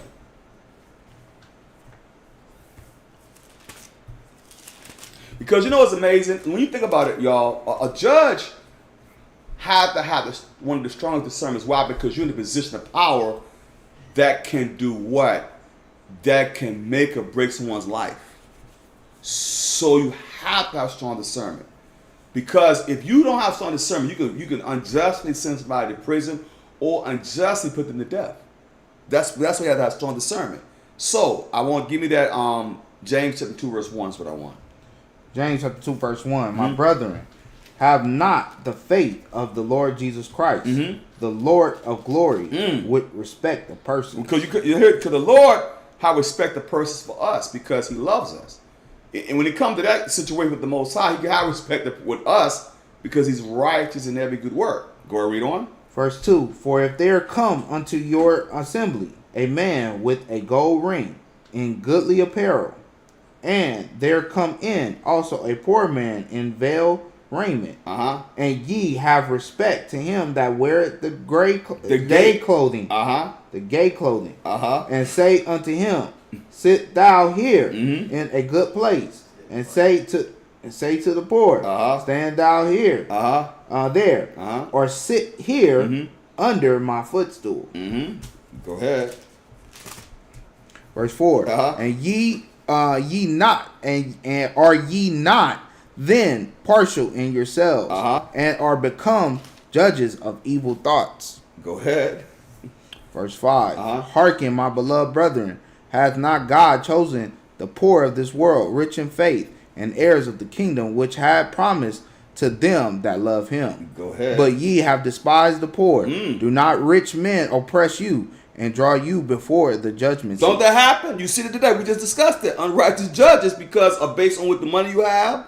They say gay clothing means you have. It says gay clothing. Ain't nothing like derogatory. It means you have good clothing. You have righteous. Not. I mean, you have with expensive clothing. I say it that way. That's all it means. It don't mean actually gay. Okay. Go ahead, read on. Gay. Right. Verse 7. Oh man, no, stop, man. I know you got there from. Verse 7. Do not they blaspheme that worthy name by which you are called? In other words, what the Lord is saying is have righteous judgment. Don't judge a man according to appearance. You may say because that man, he may be poor, whatever, be rich in spirit, he may be a righteous brother or sister, but you sit there, you judge them based on appearance. And what you're doing, you gotta respect the person. That person got the money and all that type of stuff, so you have more. You respect the person's favoritism. The same thing what happened with Christ. Exactly. He didn't come in the goodly apparel. That's right. So they judged it. Yep. You know what I'm saying? And the Pharisees and Sadducees had the expensive clothing on. They respect the persons big time with Christ. You know, it's a shame, but that's how people got down back in the day. Okay, give me the book of Isaiah, chapter 16, verse 1. Isaiah chapter 16, verse 1. Fancy, yeah, thank you. Fancy drip apparel. Okay, yeah, I got it. Okay, brothers, yeah, fancy drip, okay. All right, they had to bring it up to today. Today's terms. I like that. Drip apparel, fancy, I like that. Cool. Yeah. As long as the drip goes straight. Let the drip go straight. Isaiah chapter 60, verse 1, you funny.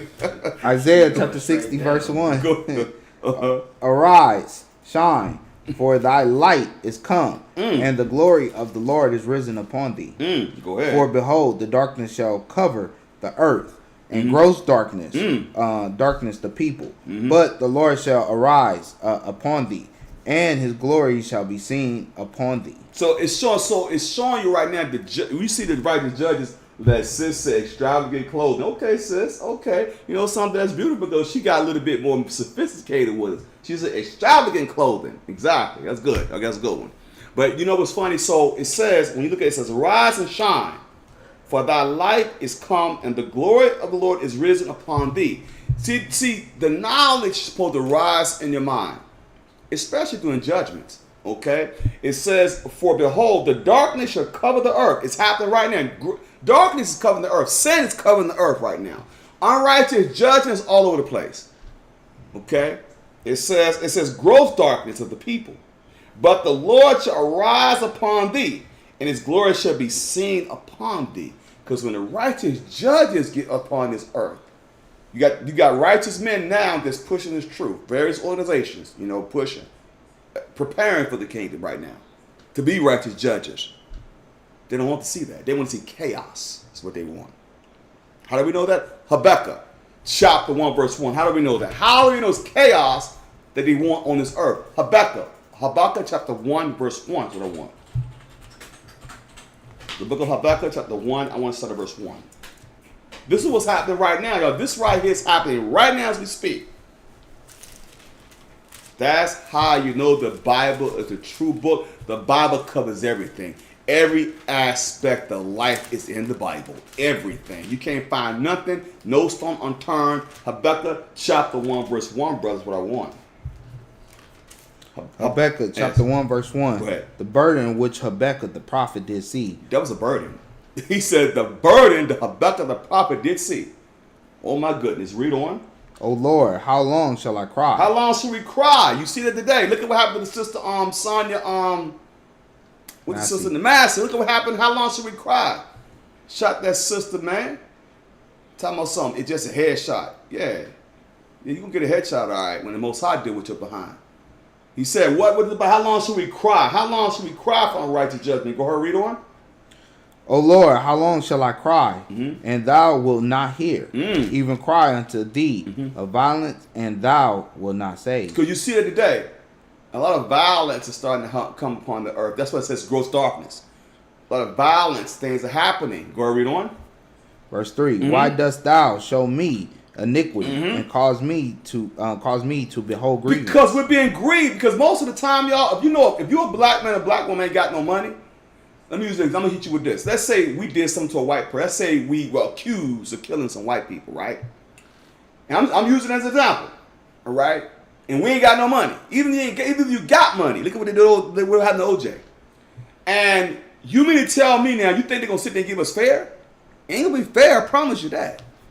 Even in today's time, it will not be fair, I promise you that. Because they have two different sets of rules, and they know this. Okay? If it don't fit, you gotta quit. That's what they killed my man. Yeah. Johnny Cochran was getting too many bras off, man. They had to get rid of Johnny. I'm just keeping it 100 with y'all. Mysteriously, he died. Give me a break. Go ahead, read on. Go ahead. For spoiling and violence are before me. Spoiling and violence is for us. Go ahead, read on. and there are that rise up strife and contention. See that today with the uproars of the people. Strife and contention. Go ahead, read on. Verse 4. Therefore the law is slack. The law is slack when it come to us. It's slack when it come to us. Go ahead, read on. And judgment doth never go forth. For the wicked doth compass about the righteous. Go ahead, brother. Therefore wrong judgment proceeded. Therefore, wrong judgment proceeded. That happened with the Emmett Till case. Wrong judgment proceeded. When Medgar Evers got killed, let me show you something else. 1963. This man gets killed. He was a civil rights activist. He gets killed in front of his children and his wife in front of his house on June 12, 1963. All right?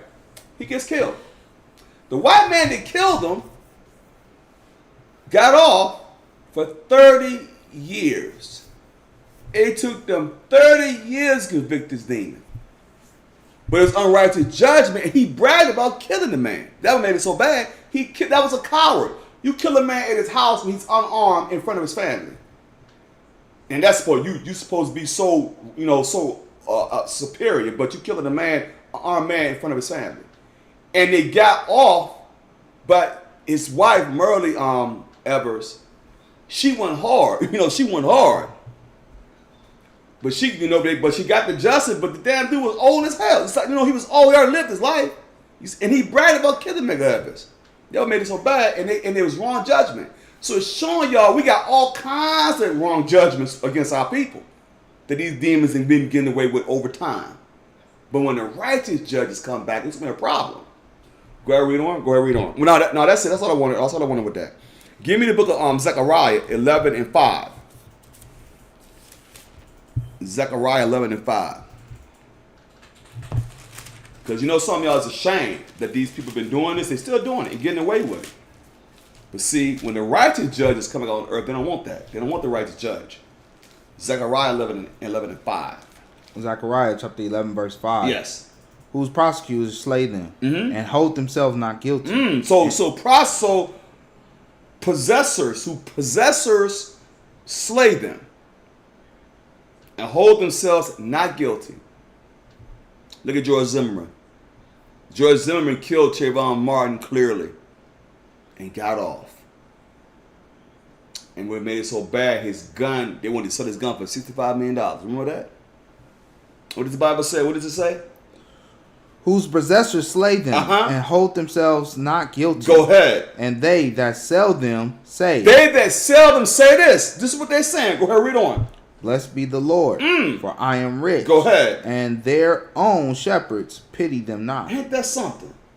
So it's saying whose possessors slay them. They slaying us. They still doing it today. Hold themselves not guilty of unrighteous judgment. They kill us on a camera. Like, let's take Rodney King, for example. Rodney King got beat down on doggone national TV, and those 4 officers got off. And Los Angeles burned. Oh, man, they burned. I remember that April 29th, 1992. I remember that day.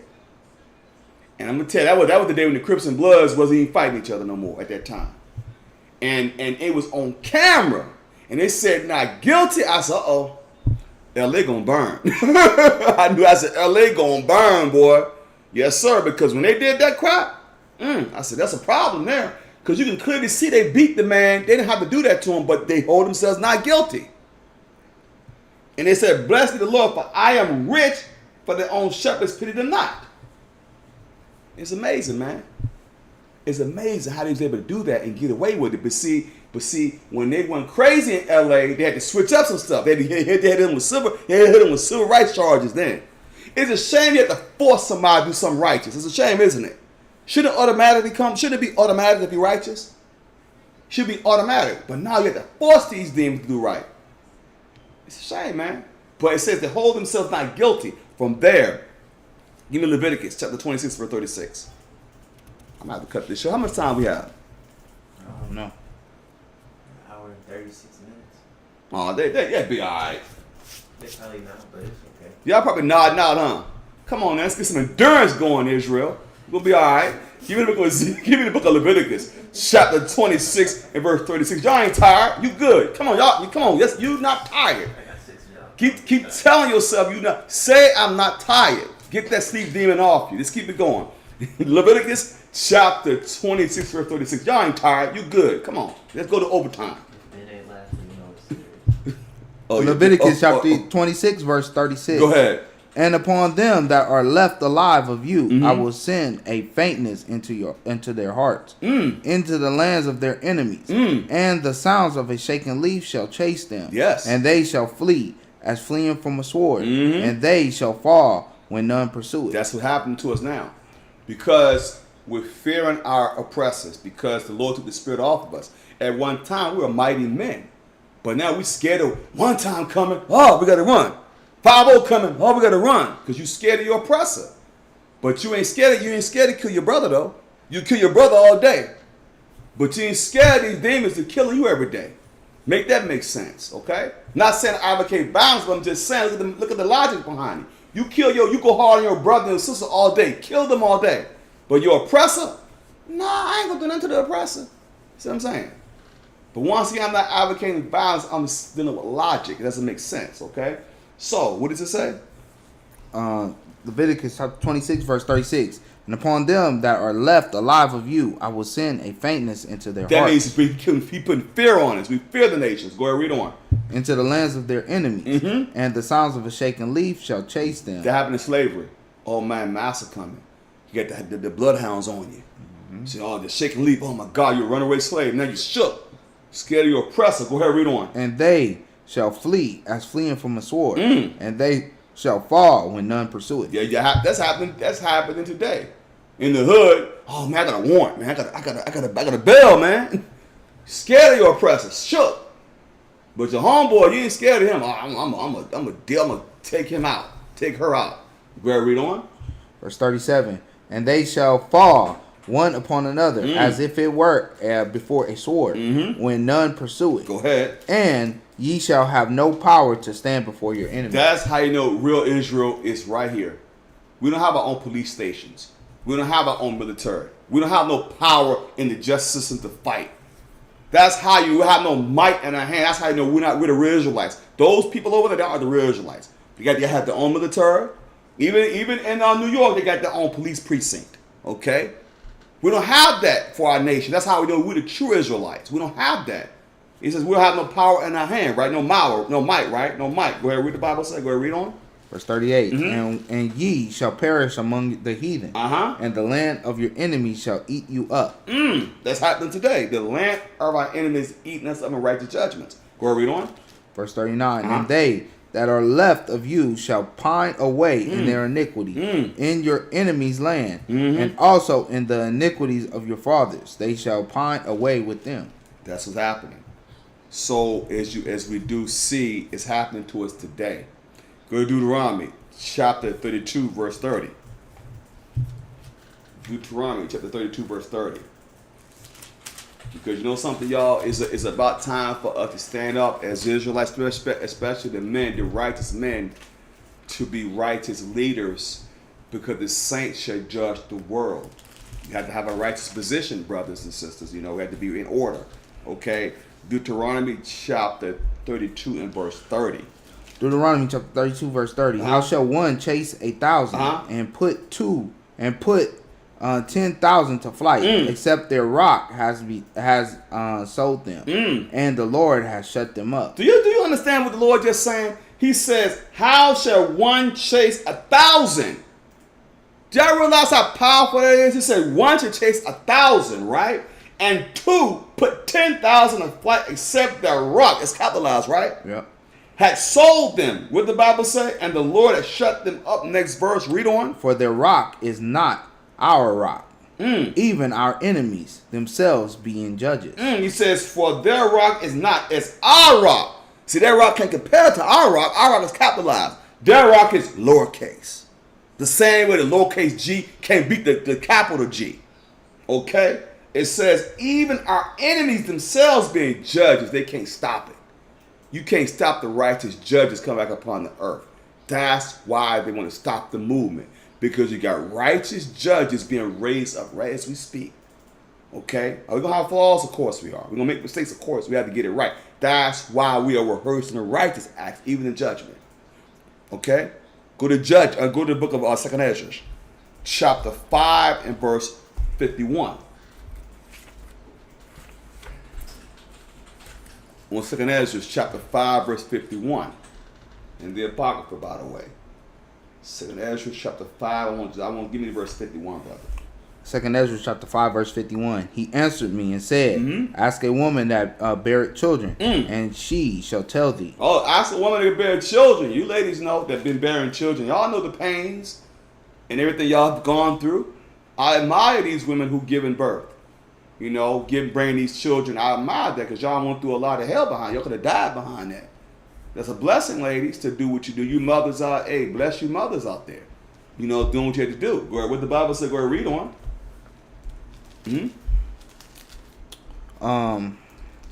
He answered me and said, ask a woman that beareth children, and she shall tell thee.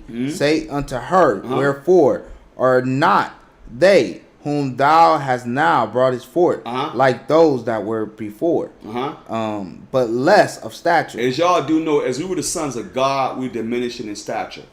We were like giants in the old world. We were dominant in the old world. We are like less stature. Read on. Go ahead, read. And say unto her, wherefore are not they whom thou hast now brought forth like these that were before, but less stature. That's a question. Read on. Verse 53. And she shall answer thee, they that be born in the strength of youth are one fashion, and they that are born in the time of age, when the womb faileth, or otherwise. Because at that time we were born of a different strength level. Like every generation, I hate to say it, y'all, is getting weaker and weaker. It's diminishing more and more. I'm telling you. Go ahead, read on. Go ahead. Verse 54. Consider thou therefore also how that ye are less of stature than those that were before you. We're smaller than our ancestors. Can you imagine how mighty these men were? How mighty these women were? We were dominant in that time because we was in strength. But now we're diminishing. Why? Because of unclean foods, stress. All these things happen to us. All that stuff is making us diminish. Our strength is diminishing. As we speak, it's diminishing. Why? Because things in the house, because we're pollution, stress. All these things are diminishing us because those are curses. Go ahead, read on. Go ahead. And so are they come after you less than you. You see, they that come after us are less than us. I hate to say it, youngsters, y'all getting diminished. You know, you're losing stature, you're losing strength. It's a curse. Go ahead, read on. As the creatures which now begin to be old and have passed over the strength of youth.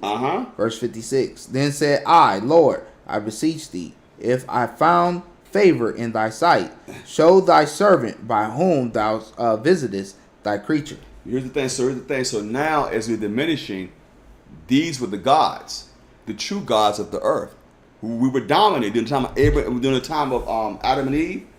The sons of God were dominant at that time, but we start diminishing once we sin. Once we committed sin, we diminished. That's why we're to the point now where our lifespans are shorter. Our bodies are breaking down quicker.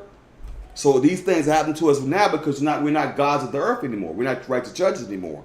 Stand good to Genesis chapter 3, verse 5. This is what happened. Genesis chapter 3, verse 5. Genesis chapter 3 and verse 5. We almost done. I'm going to cut it short, y'all. I know people getting tired. I understand it's Friday.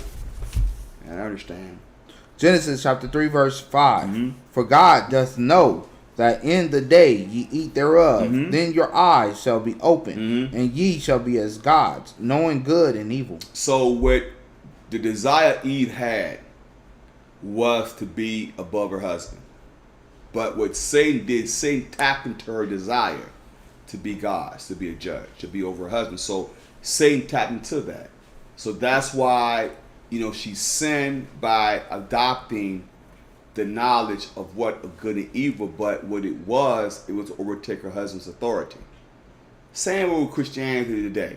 The scripture clearly tells the man's the head, but Christianity tells these women they can be women preachers. But the Bible says they can't do that.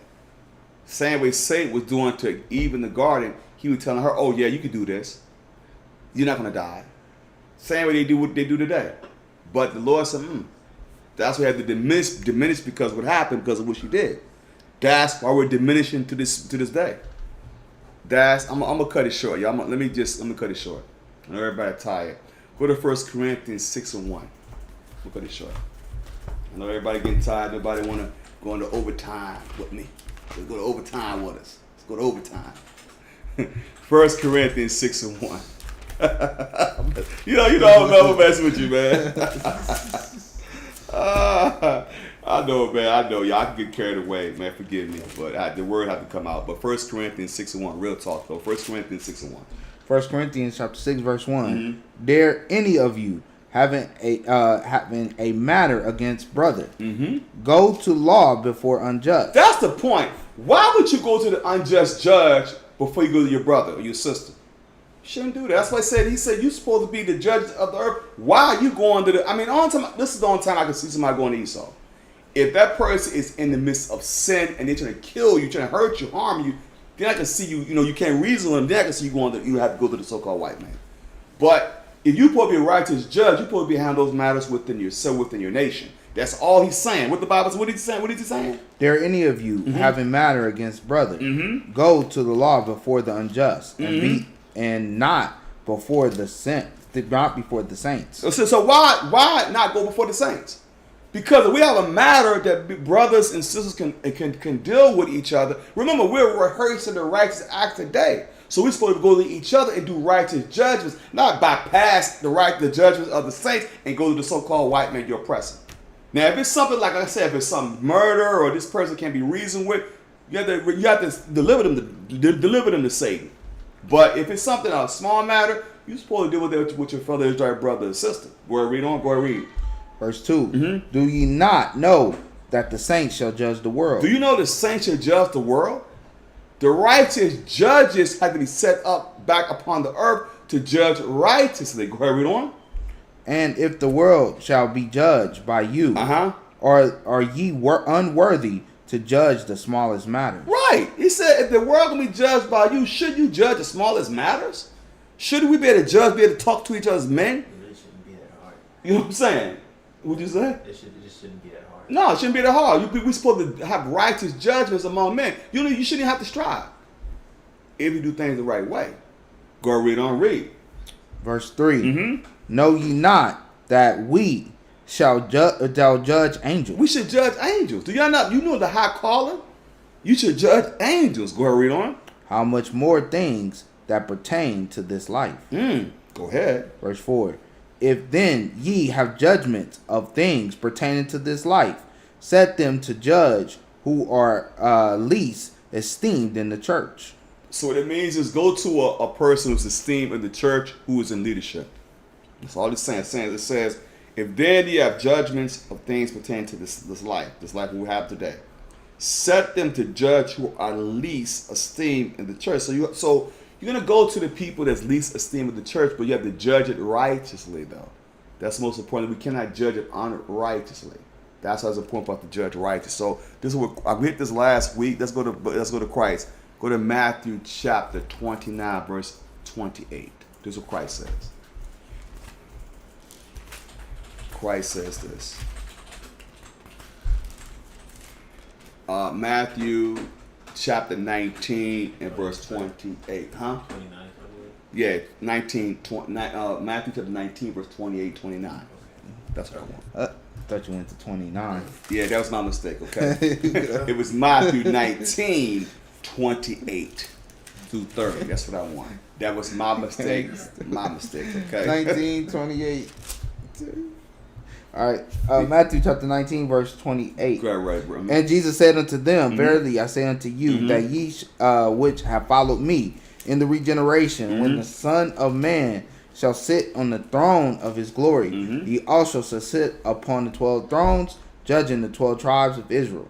And every one that hath forsaken houses, and brethren, or sisters, or fathers, or mother, or wife, or children, or lands, for my sake, shall receive 100-fold, and shall inherit everlasting life. But many that are first shall be last, and the last shall be first. In other words, we did the regeneration class. We talked about how you can follow Christ to the regeneration.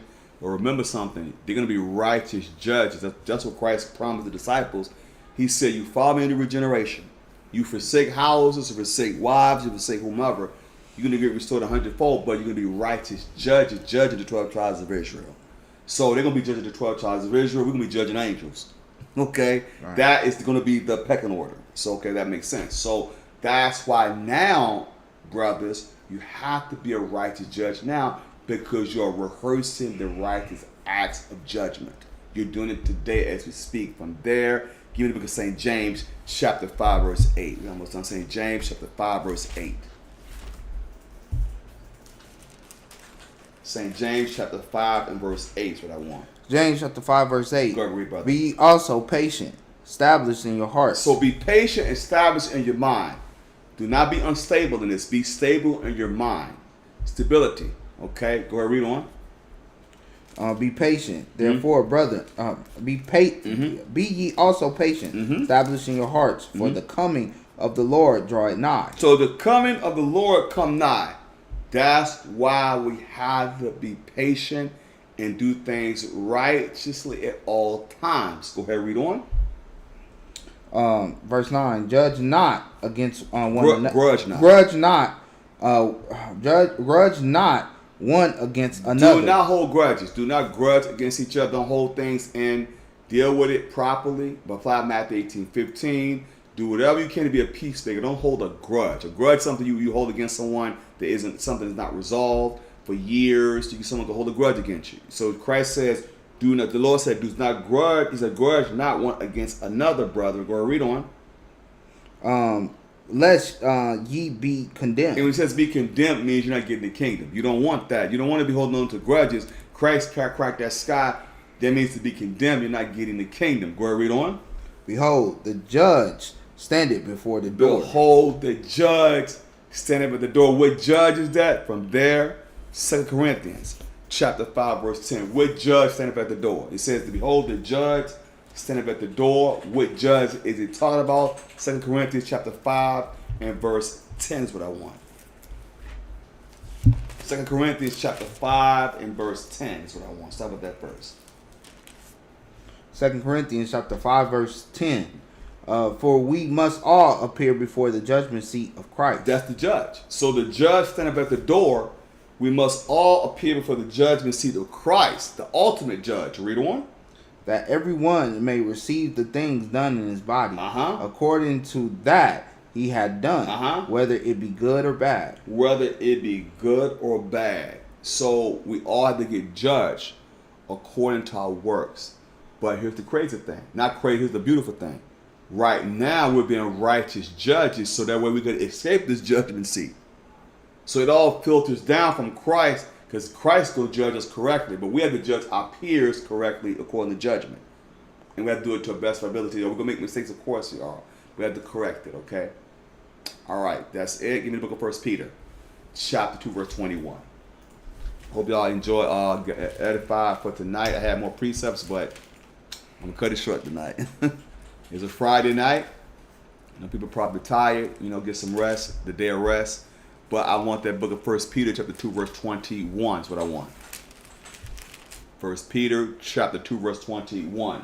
1 Peter chapter 2, verse 21. For even hereunto were ye called. You were called to this marvelous truth, all praises. Go ahead, read on. Because Christ also suffered for us, leaving us an example. Go ahead. That ye shall follow his steps. Go ahead. Who did no sin. Go ahead. Neither was God found in his mouth. Go ahead. Who, when he reviled not again. He understood his purpose. Read on. When he suffered, he threatened not, but committed himself to him that judgeth righteously. He committed himself to the omnipotent one, the Father, the Spirit, the God of Israel, and that's what we must follow. The book of Acts, chapter 5, verse 29. The book of Acts, chapter 5, and verse 29. Then Peter and the other apostles answered and said, we ought to obey God rather than men. We ought to obey God rather than men. Listen, y'all. It's been a pleasure to share this word with y'all. We pray y'all was edified tonight. We want to give the Most High Christ all the praise and glory for allowing us to share this word, because guess what, y'all? Because Christ is the pinnacle of the movement. Without Christ, we're nothing. Also, I want to give a shout out to the other elders, the other bishops, the deacons, the priests, the women out there doing the great work. Keep up the great work. Everybody, please keep up the great work. Also, please send up your arms to help us build a nation. Let's get ourselves prepared for these different feast days. But apparently, like I said, the donations are very greatly appreciated. It's being put into good use. May the Most High Christ bless you all. Also, y'all, please come join the force. Come join the family. Listen, y'all, the harvest is great, but the labors are few. Come, let's become a saint. Come, because the James said, the saints shall judge the world. So come, let's judge. Let's come, and let's do the things the right way. Listen, y'all, it's been a pleasure. Once again, I'm Brother Raphael to my right. Brother Ben and I. Till next time, y'all, enjoy your Sabbath. Peace and blessings. Love you. We say Shalom. Chapter 11, verse 1. I say then, hath God cast away his people? Has God cast away his people? You so-called blacks and Hispanics? The Israelites? Have God cast away his people? Read! God forbid! Meaning no. God has not cast away the Israelites. Read! For I also am an Israelite. Paul said, I also am an Israelite. That's the New Testament. Read! Of the seed